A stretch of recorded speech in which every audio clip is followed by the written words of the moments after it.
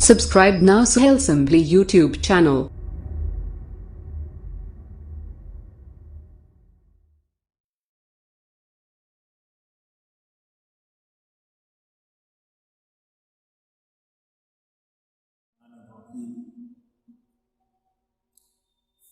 آج کی مجلس کے اندر ہم گفتگو کریں گے سورہ بقرہ سے متعلق۔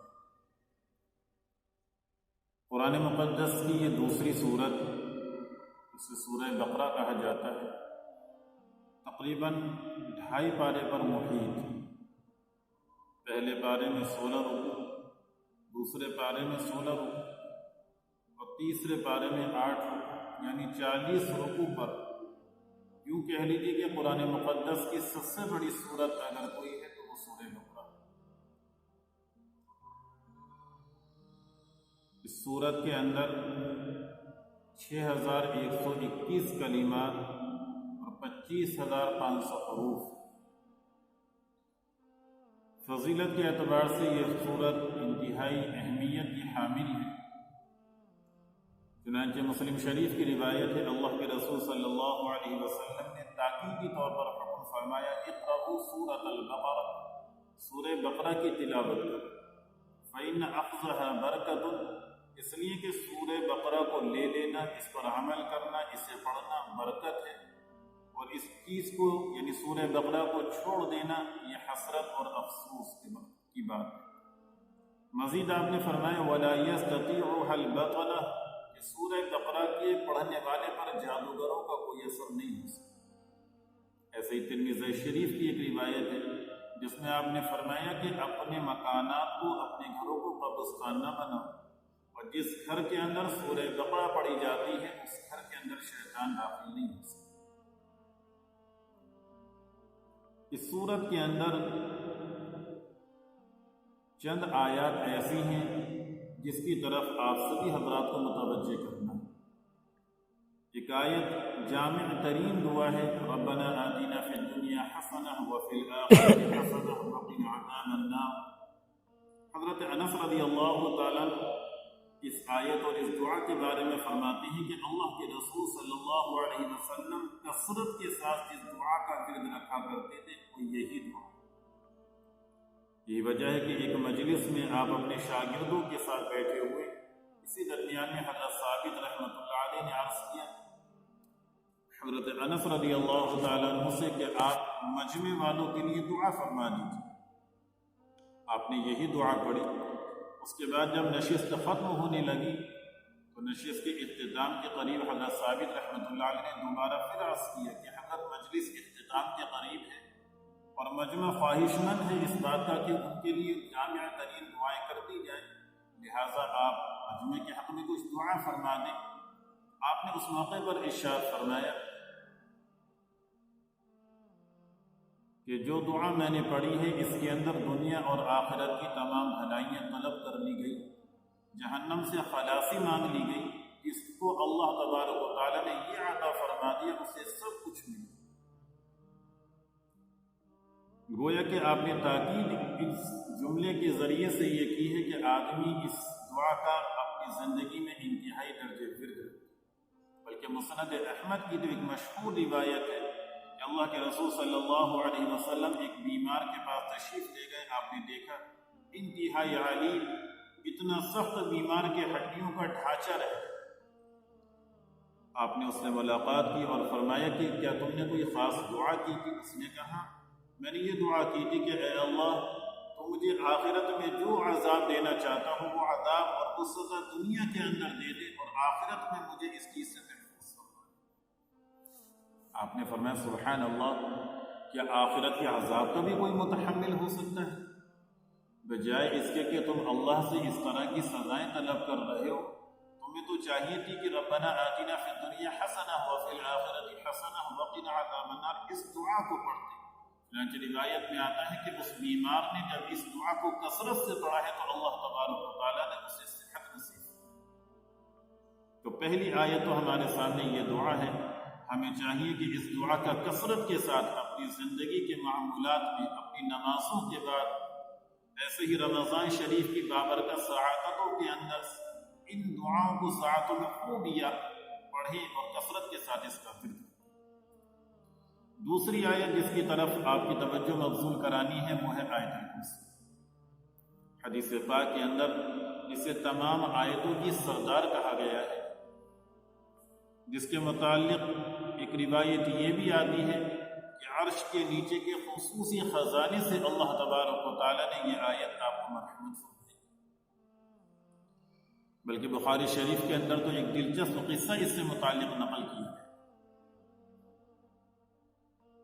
حضرت بلال رضی اللہ تعالیٰ فرماتے ہیں کہ اللہ کے رسول صلی اللہ علیہ وسلم نے رمضان کے زکوٰۃ اور صدقات آتے ہیں، اس مال کی حفاظت کی ذمہ داری مجھے عطا فرمائی۔ میں حسب معمول نگرانی پر مامور تھا کہ رات کے وقت میں نے دیکھا کہ ایک شخص آتا ہے اور اس مال میں سے یعنی بیت المال میں جو مال تھا اس میں سے لب بھر بھر کر اپنے جھولے کے اندر اپنے بیگ یا بستہ جو بھی ہو اس کے اندر اس نے رکھنا شروع کر دیا۔ میں نے اسے پکڑ لیا کہ تم بیت المال سے چوری کرتے۔ وہ شخص فوراً عذر کرنے لگا کہ بہت حالات تنگ تھے اور بال بچے اس سے تڑپ رہے تھے، ان کی کفالت کی بھی ذمہ داری ہے۔ غرض یہ کہ اس نے کافی اعذار میرے سامنے پیش کیے تو میں نے اسے چھوڑ دیا۔ صبح کے وقت اللہ کے رسول علیہ السلام سے ملاقات ہوتی ہے تو آپ ارشاد فرماتے ہیں کہ اے بلال تمہارے رات والے قیدی کا کیا حال، کیا ہوا؟ تو میں نے پورا ماجرا ذکر کیا۔ آپ نے فرمایا یہ اس شخص نے تم سے جھوٹ بولا ہے اور عنقریب وہ دوبارہ پھر آئے گا۔ حضرت بلال رضی اللہ فرماتے ہیں کہ رات کے وقت میں پہرے پر مامور تھا، میں نے دیکھا کہ آج پھر آیا ہے اور وہی عمل اس کا جاری ہے کہ بیت المال سے مال بھر بھر کر اپنے بیگ کے اندر رکھ رہا ہے۔ میں نے پکڑ لیا اور کہا اب تو اللہ کے رسول کی بارگاہ میں صبح تجھے ضرور پیش کروں گا۔ اس نے ویسے ہی عذر کیا کہ گھر پر تنگی زیادہ تھی، فقر و فاقے کی حالت تھی، اس مجبوری کی وجہ سے میں چوری کے اوپر آمادہ ہوا ہوں، اب مجھے چھوڑ دو، آئندہ میں ایسا کام نہیں کروں گا۔ حضرت بلال کہتے ہیں مجھے ترس آ گیا اور میں نے اسے چھوڑ دیا۔ اب صبح کے وقت اللہ کے رسول کی خدمت میں حاضری ہوتی ہے، اللہ کے رسول علیہ السلام مسکراتے ہیں اور پھر فرماتے ہیں کہ اے بلال تمہارے رات والے قیدی کا کیا؟ میں نے پورا ماجرا ذکر کیا۔ آپ نے پھر یہی جملہ ارشاد فرمایا اما انہ قد کذبک، کہ اس نے تم سے جھوٹ بولا ہے، وسیعود، اور عنقریب وہ دوبارہ پھر آئے گا۔ تیسری رات آتی ہے، یہی صورتحال بنتی ہے۔ اب حضرت بلال رضی اللہ عنہ کمر بستہ ہو جاتے، میں تیرا کوئی عذر نہیں سنوں گا، کل اللہ کے رسول کی بارگاہ میں تجھے ضرور پیش کروں گا۔ اس نے جب یہ دیکھا کہ خلاصی کا کوئی راستہ نہیں ہے اور کسی طریقے سے نجات نہیں بن سکتی تو اس نے کہا کہ تم مجھے چھوڑ دو، میں تمہیں ایک ایسی بات بتانے والا ہوں، اللہ تبارک و تعالیٰ تمہیں اس بات کی وجہ سے ضرور فائدہ پہنچائے۔ میں نے اس سے کہا کہ بتا کیا بات بتانا چاہتا ہے؟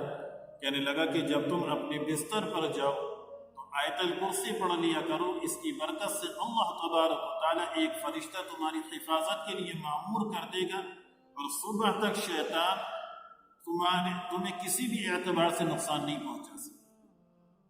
کہتے ہیں کہ میں نے اس کی یہ بات قبول کر لی اور اسے چھوڑ دیا۔ اب جب اللہ کے رسول علیہ السلام کی بارگاہ میں حاضری ہوتی ہے، آپ پھر ارشاد فرماتے ہیں کہ اے بلال تمہارے رات والے قیدی کا کیا؟ میں نے پورا واقعہ سنایا۔ آپ نے فرمایا کہ بات تو اس نے سچ کہی، یعنی اگر آیت الکرسی کوئی شخص پڑھ لے تو اللہ تبارک و تعالیٰ اس کی برکت سے ایک فرشتہ اس کی حفاظت کے لیے مأمور فرما دیتا ہے اور صبح تک شیطان کسی بھی طرح سے اسے نقصان یا مضرت نہیں پہنچا سکتا۔ اور مزید آپ نے یہ ارشاد فرمایا کہ حالانکہ وہ بہت بڑا جھوٹ ہے۔ اے بلال تم جانتے ہو کہ وہ کون ہے؟ میں نے عرض کیا اللہ کے رسول نہیں جانتا۔ آپ نے فرمایا کہ وہ شیطان ہے جو 3 دنوں سے مستقل تم سے ملاقات ہے۔